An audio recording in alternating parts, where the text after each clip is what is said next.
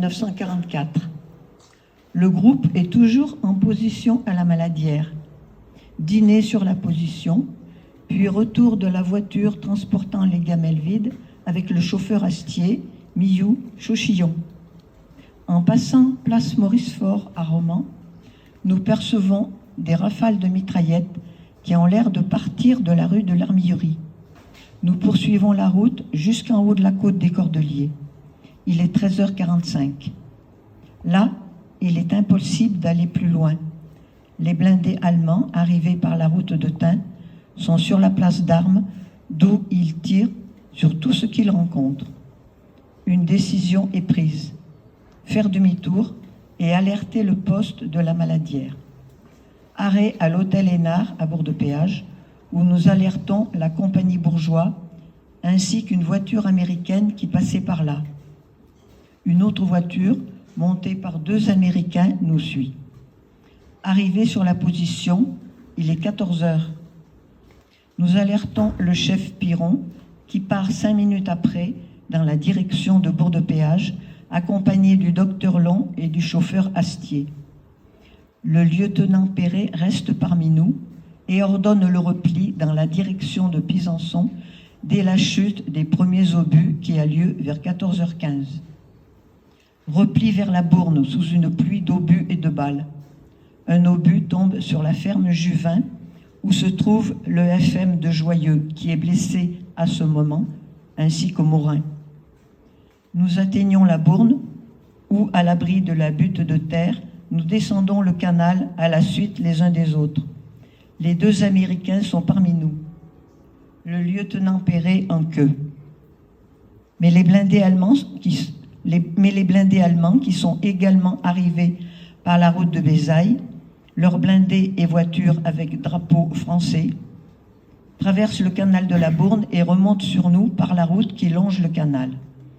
Un blindé s'arrête sur le pont, à 50 mètres de nous, et tire sur nous au canon. Le FM crache également. Le sous-lieutenant américain est tué. Un homme atteint par les obus est déchiqueté. La Bourne se teinte en rouge. Impossible de parvenir au pont suivant, qui est à 50 mètres. Certains hommes traversent à la nage le canal sous une pluie de feu. D'autres restent dans la Bourne. Ils sont touchés et partent au fil de l'eau. Le sergent Vigneault, blessé assez sérieusement, se voit contraint d'abandonner son FM dans la Bourne. Quelques hommes n'ont plus le temps matériel de traverser et restent dans la Bourne. Leur tête seule émerge. Ils se dissimulent sous de maigres branchages. Ceux qui ont pu traverser restent à côté du canal, dissimulés derrière la butte. De l'autre côté du ruisseau, les blindés allemands passent. Ils sont 18. Nous restons 1 heure environ dans cette position, au milieu de débris humains. Une tête et un bras tombent à nos côtés. Hutel, père et fils partent à découvert en direction d'un champ de topinambour pour se mettre à l'abri. Ils sont abattus en chemin. Les blindés sont passés. En rampant, nous gagnons le large jusqu'à une ferme. Puis, nous nous éloignons des fermes pour leur éviter des représailles. Après avoir enterré nos armes et les papiers de la compagnie, nous partons, Thésy et moi, nous cacher dans un champ de maïs, où nous grelottons, trempés jusqu'aux os.